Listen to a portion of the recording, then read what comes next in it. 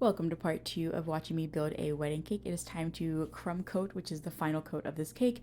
I do realize though I forgot to tell you that the third tier for this cake is going to be a lemon and cream cheese flavor.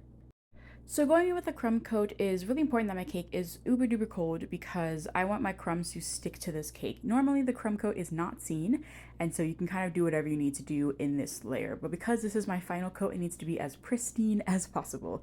So this cake has been in the fridge for a couple of hours. I'm going in with a scraper and I am making sure that I am being very thorough, going all the way around my cake each pass so that way I'm not creating lines unnecessarily. And she wants this cake to be pretty well covered with a couple of bare spots, so I would say it's like a more coverage semi-naked cake.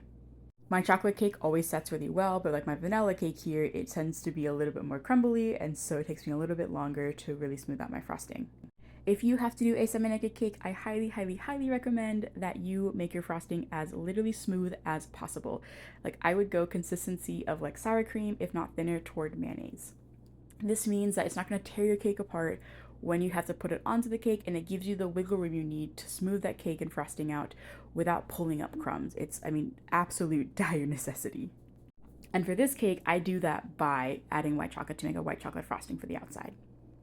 Once all my cakes are coated, it is time for the final detail. She wanted a rough edge as well, which was then going to be painted gold.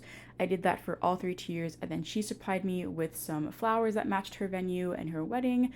And then I went ahead and stacked both cakes, or two cakes here, and stacked the third one on site.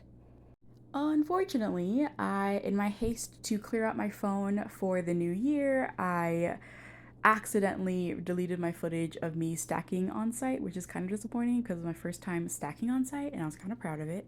But you'll still get to see how I stack the two tier here, or the bottom two tiers here, and I drive with those to the venue and have the third cake that I actually put in the freezer overnight, so that way it was nice and firm when I got to the venue. Another thing that I've learned is to bring a secondary table with you. So when I first started doing weddings, I figured I would just use something at the event. And I realized when I got in there, all of those tables were very nicely set for dinner service. And I didn't want to be the one to mess something up. And so I usually be like using their chairs and like whatever I could.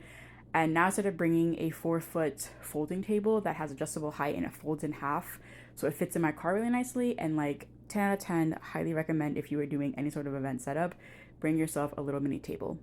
Now that my edges are all painted, it is time to go ahead and stack a cake. And so I find it's easier to put a skewer in the top of my tiered cake, so the one that's going on top, and use that to help me balance. And then I use a small spatula and my hand to drop the cake onto the next cake. So I don't know, it's just everyone has their own method of how they stack a cake, and to me, this is the easiest. It's also important to stack your cakes while they're cold so that way you can touch them without leaving fingerprints. Once my cake is on, it's time to kind of make some adjustments here. I saw some parchment that was sticking out, so I was getting rid of that, and then I'm going through, moving it around, and then pressing in my dowels to secure the two cakes together. Overall, I was really proud of this cake. I hope they enjoyed it. There's my little setup table that I again highly recommend.